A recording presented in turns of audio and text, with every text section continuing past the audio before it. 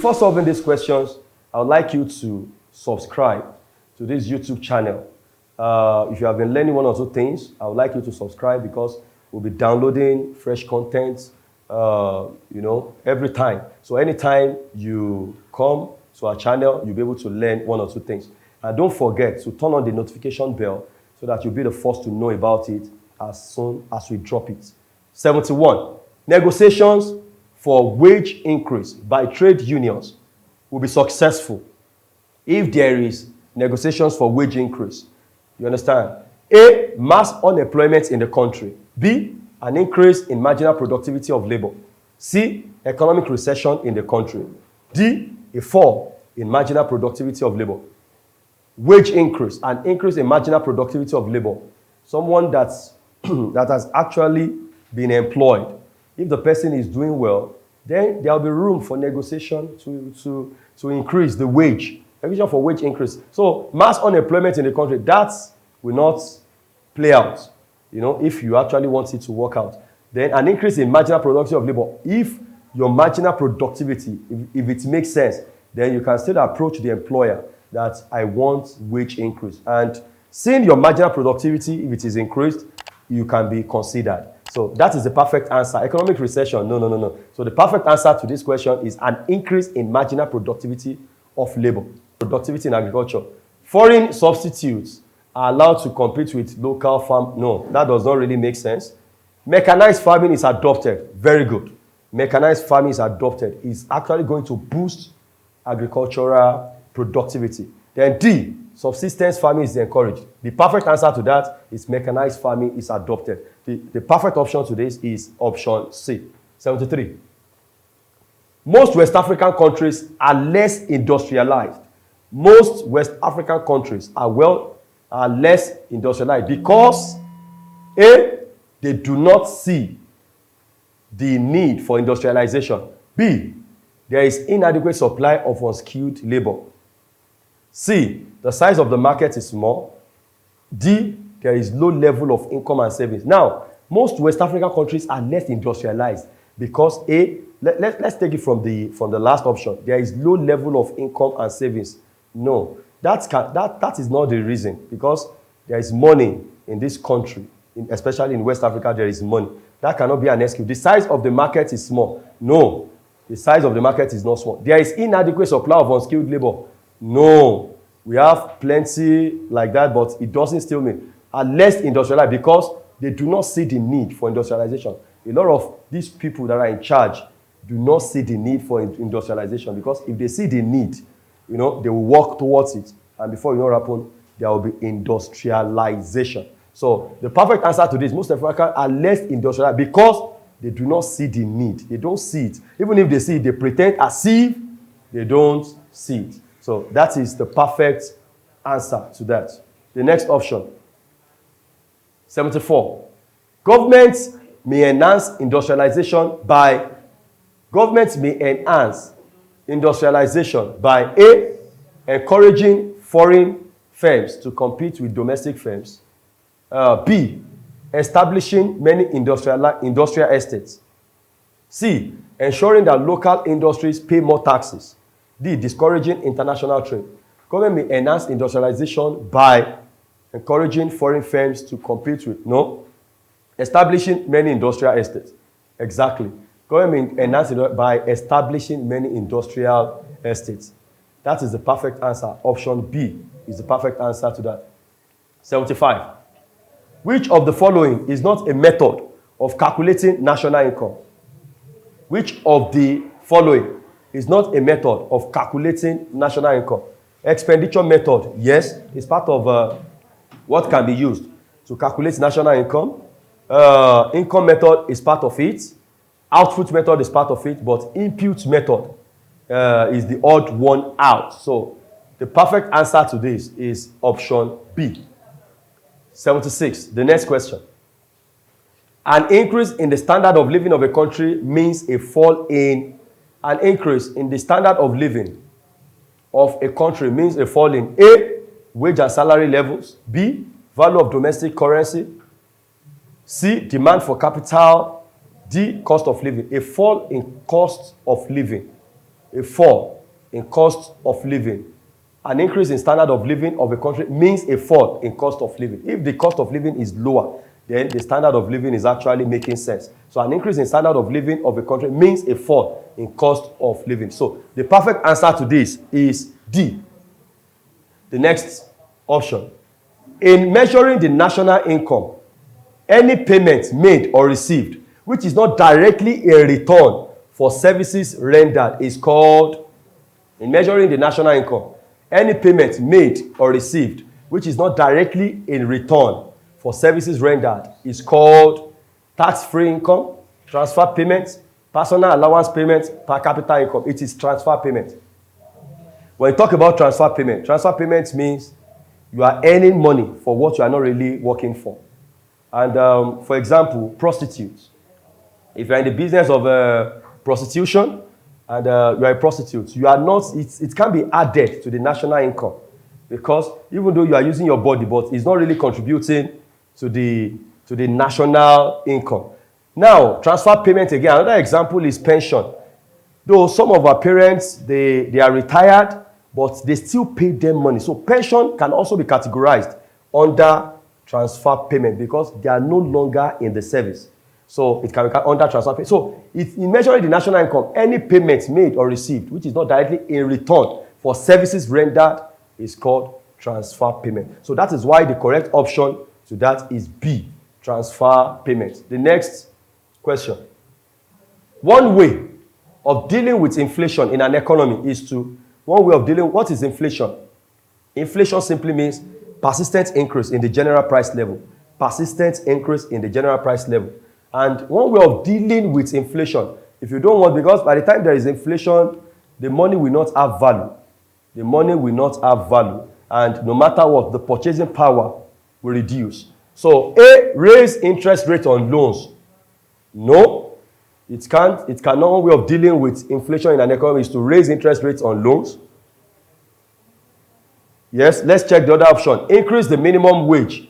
No. Because if they increase the minimum wage, there will be much more money in circulation. And when there's much more money in circulation, price will increase. And that is inflation. Reduce personal income tax. If they reduce personal income tax, that means from your money, they reduce personal income tax. That means you still have much more money that you can use. The purchasing power will still increase. And if the purchasing power is increased, what happens? There will be increase in the general price level, which is also inflation. So that is not dealing with it. Option D, increase the supply of money. If you increase supply of money, there will also be much money in circulation. And before you know what happened, there will be persistent increase in the general price level, which is inflation. So raise interest rates on loans. That is the perfect answer, because if they raise interest rates on loans, you will still have lower amounts that you can spend. And as a matter of fact, is going to deal with inflation in an economy. The next question. The best indicator of the value of money in an economy is the best indicator. Best indicator of the value of money in an economy is the A, effective supply, B, effective demand, C, consumers' income, D, price level. It is the price level. The best indicator of the value of money in an economy is the price level. The next question. Inflation will not occur. Inflation will not occur if there is A, deficit financing by the government. No. An upward review of salaries and wages. C, a reduction in the quantity of money in circulation. D, poor harvest by all farmers in the country. Inflation will not occur if there is a reduction in the quantity of money in circulation. Yeah, if there is a reduction in the quantity of money in circulation, inflation will not occur. 81. A cash payment made by the government to producers in order to increase the supply and reduce the price of a commodity. A cash payment made by the government to producers in order to increase the supply and reduce the price of a commodity is subsidy. It is subsidy. It can be tax. It's not internal loan. It's not stabilization fund. It is a subsidy. It is subsidy. The next question. 82. The regulated financial market that deals with medium and long-term loans the regulated financial market that deals with medium and long-term loans is the capital market, not the money market, because money market simply deals with short-term loans, but capital market deals with the medium and the long-term loans. So the perfect answer to question 82 is the capital market. The next question, which of the following best reflects the ability to pay canon of taxation? The ability to pay canon of taxation. What do they mean? It is, we have different types of tax, and we have different impacts that they make, on the individual. When you talk about regressive tax simply means those that are earning lower amount of money, they are paying more taxes. That is why it is regressive. That means the more money you are collecting, the less tax you are paying. That is why they call it regressive tax. And when you talk about proportional tax simply means you are paying the same amount of tax. If the tax rate is 20%, that means those that are earning lower income, they are also paying 20%. Those that are higher income, the rich, are also paying 20%. So that is proportional. But when you talk about progressive tax, under the progressive tax, the more you earn, then the more you pay when it comes about the progressive tax. So that means progressive tax, those that do not really have much are paying less amount, but those that are in the rich class, they are paying more. So they're now saying which of the following best reflect the ability to pay, So considering this question, it is the progressive tax, because the more you earn, the more you pay. It's not that you are structuring yourself by paying beyond what your capacity can carry. The next question, 84. The effect of increased rural-urban migration in an economy is that the effect of increased rural-urban migration in an economy is that it will A, reduce the population of urban areas. Reduce the population of urban areas? No, because it is rural-urban. That means people are moving from rural area to urban area. Reduce the population of urban. That cannot be the answer. Increased government expenditure in urban areas is possible because the population in the urban areas will now be increased. So there will be need to spend more, either on health facilities, construction of roads, different stuff that they need to do. That should be the answer, because it's increased government revenue in rural areas. No, because people are already moving from rural areas to the urban areas. Increased pressure on infrastructure in the rural areas. No, because they are moving away from rural. So there can't be pressure on their infrastructure. So the best option here, increase government expenditure in urban areas. So option B is the perfect answer. The next question, 85. Which of the following factors is not a problem of development planning in West Africa? Which of the following factors is not a problem of development planning in West Africa? Which of the following factor is not a problem? Inadequate finance is a problem. Inadequate statistical database is a problem. C, political stability. That is not a problem. That is positive. D, inadequate supply of manpower is a problem. So if we look at option C, political stability, that is the perfect answer because it's not a problem of development planning in West Africa. The next question, 86. A development plan cannot be financed through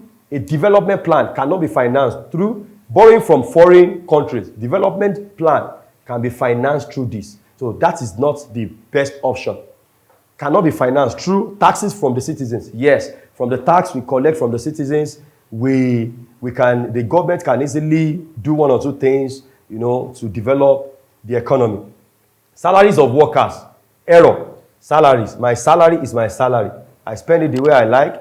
It is my money. Government does not really have power on it again because it is my work. So it cannot be used to develop for a development plan. That is out of it. Then aids and grants. Yeah, government can actually seek aids from international platform, different places, and it can be used. So looking at these options, what a development plan cannot be financed through salaries of workers. So the best option to this is option C. The next question, 87. A financial statement of transactions between a country and the rest of the world is balance of payments. Financial statement of transaction between country and the rest of the world is balance of payment. It can't be balance of trade. It is balance of payments. Notes. Then question 88. Which of the following items is not included in measuring national income by the income approach. By the income approach. Which of the following items is not included in measuring of national income by the income approach? Wages and salaries of public servants is there. Student grants and scholarships. No. C. Profit of companies. Yes. Income earned by employed persons such as lawyers. Yes. Rent on properties. All these A, C, D, and E can actually be calculated by the income approach, except student grants and scholarships. So the perfect answer to this is option B, student grants and scholarships. The next question. A downward sloping demand curve intersects a fixed supply curve. A shift of this demand curve to the right implies that. Now, to get this thing very well, I think you can make use of graph.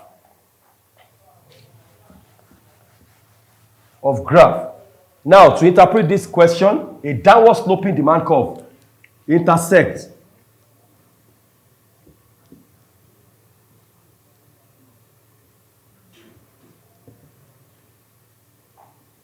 a downward sloping demand curve intersects fixed supply. Yes? Curve. A shift of this demand curve to the right. A shift of this demand curve to the right. To the right. What happens? If you look at it, this is equilibrium quantity. This is the new equilibrium, but this is our equilibrium price. A shift. There's an increase in the price, and at the same time, there's an increase in quantity. A downward sloping demand curve intersects fixed supply curve. A shift of this demand curve to the right. As it shifts to the right, price increases. Quantity increase. Price also increase. You understand? So both price and quantity will increase. We don't need to check other options, but that is just the perfect answer. Only price increase. It's not only price. We can see it from here. Price increases. Then quantity demanded also increase. Only quantity, not only quantity. The price remains constant. No, the price falls. Both price and quantity increase. So the perfect option is option A. Question 90. Which of the following items is not an argument for locating industries in rural areas? Which of the following items is not an argument for locating industries in rural areas? Is not an argument. Rural areas supply agricultural raw material.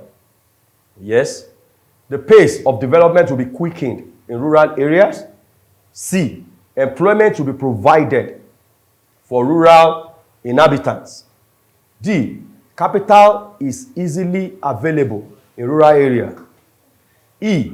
Suitable humid climate is sometimes found in rural areas.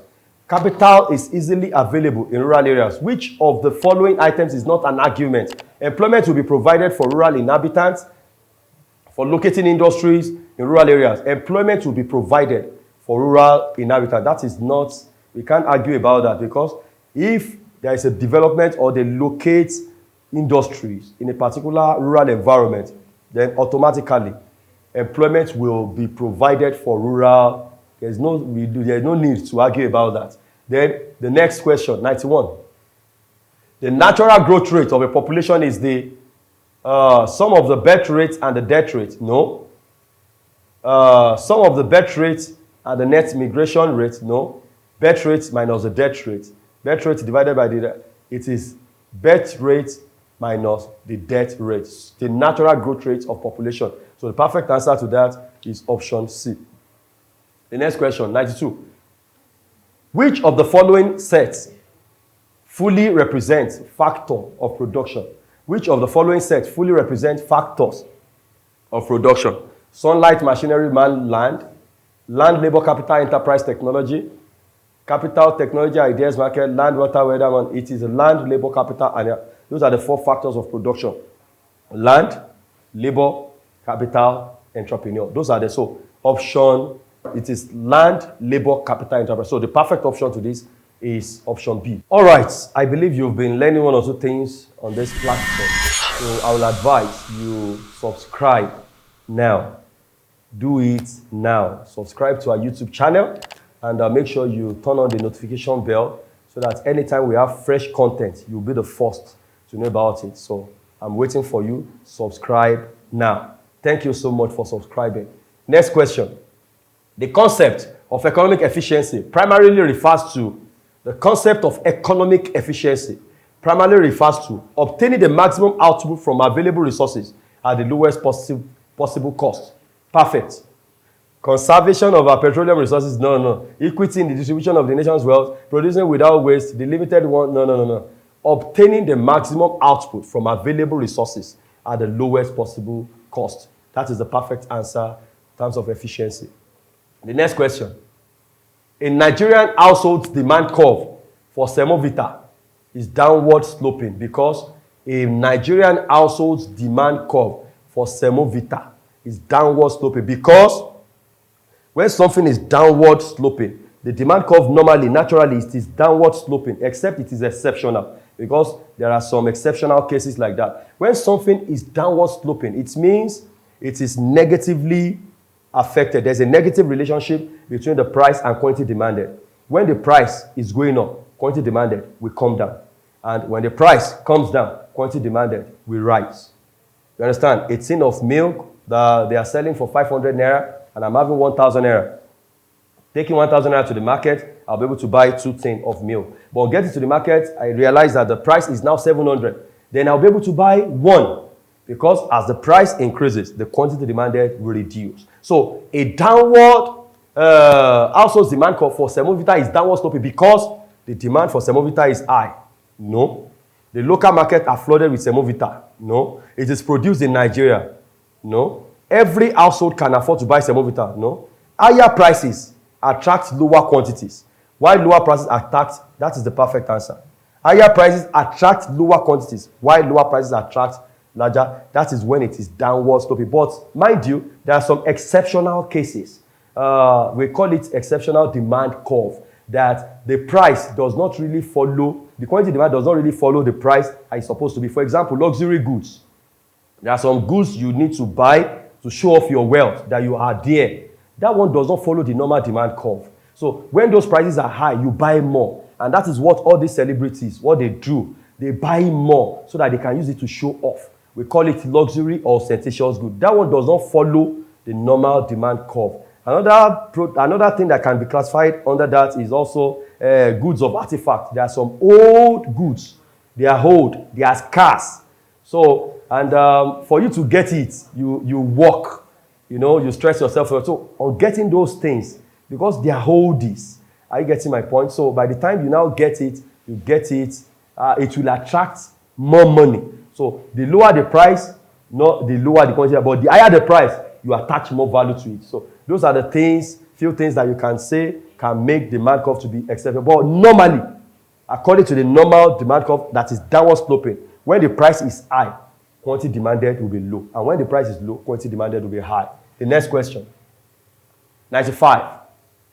The table below shows the market schedule for semovita. What is the market equilibrium price? The table below shows the market schedule for semovita. What is the market equilibrium price? What do we mean by equilibrium? Equilibrium simply means that point where the quantity demanded equals to quantity supply. Where the quantity supply equals to quantity demanded. That is equilibrium. So, they are now saying, shows the market schedule for semovita. What is the market equilibrium price? We are looking for where the quantity demanded will be equals to quantity supply. And if you look at this, at 6 naira, quantity demanded is 7,000. Quantity supply is 7,000. So the quantity, the price at which the quantity supply equals to quantity demand is equilibrium price, which is 6 naira. 6 naira. So that is option E.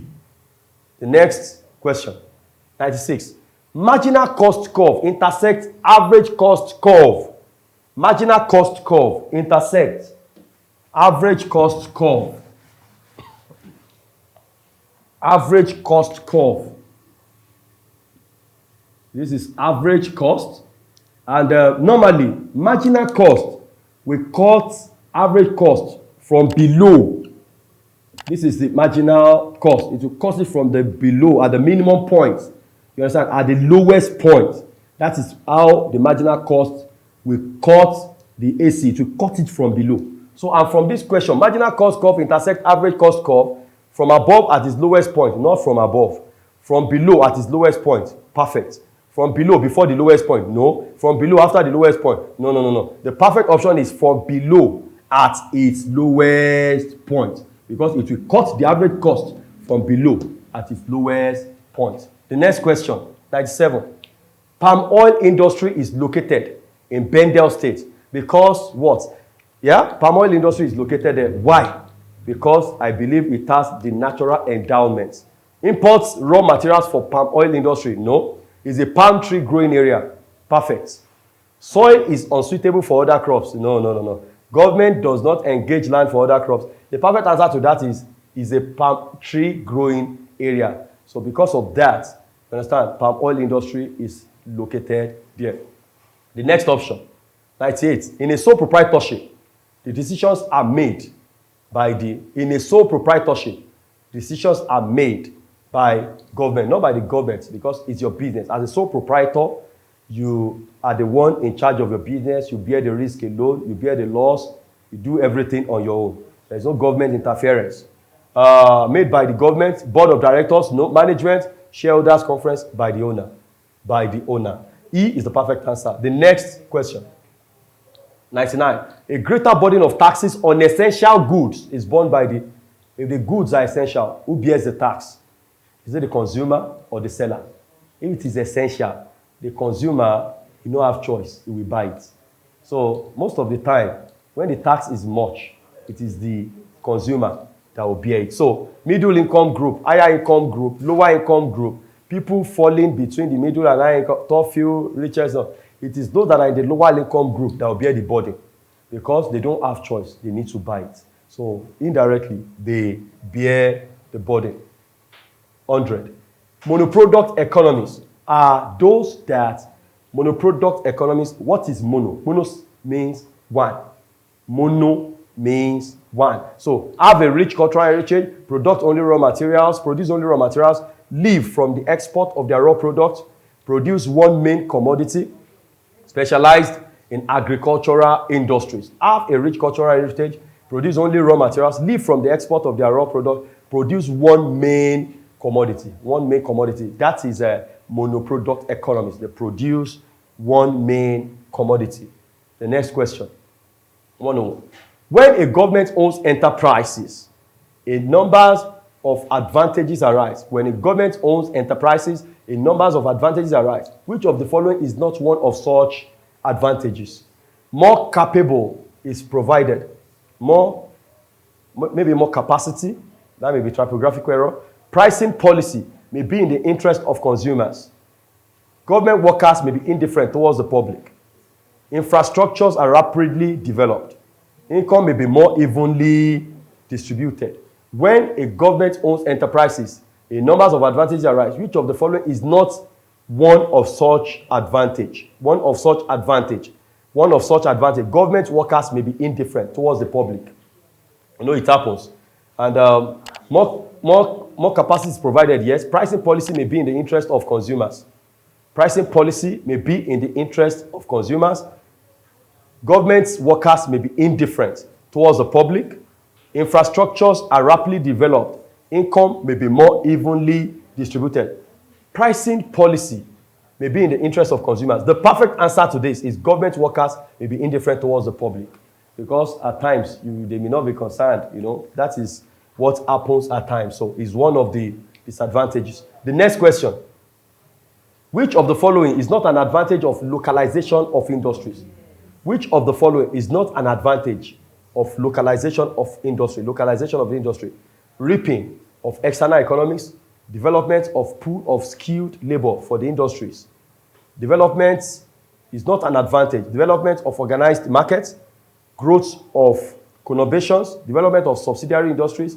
Development of pool of skilled labor for the industry. Reaping of external economies. The perfect answer to that is reaping of external economies. The next question. The monetary system that requires double coincidence of ones is known as the monetary system that requires double coincidence of ones is known as barter system. Barter system, you know, we exchange goods for goods. But in the barter systems, I come to you, what I need, you must have it. What I have, must need it, then we exchange. That happens under the barter system. Double coincidence of what? The next question. The effect of emigration on a country, on a country's population, all other things remaining equal is to emigration. We have emigration, we have immigration. When you talk about immigration, people are coming into the country. When you talk about emigration, people are going out of the country. So, what is the impact of emigration on a country's population? Increases the size? No. Cause overpopulation? Increase its growth rate. Reduce the proportion of children? Reduce its size. Emigration will definitely reduce its size. I believe you've learned one or two things, from subjects today, from what we have treated today, the questions. As your exam is fast approaching, make sure you continue to look out for our content, especially on this platform. Feel free to subscribe now. And I'm giving you opportunity to do that now. And as you are doing that, turn on the notification bell so that as soon as we are dropping this fresh content on the platform, you'll be the first to know about it. Thank you so much for watching. We appreciate you. Bye.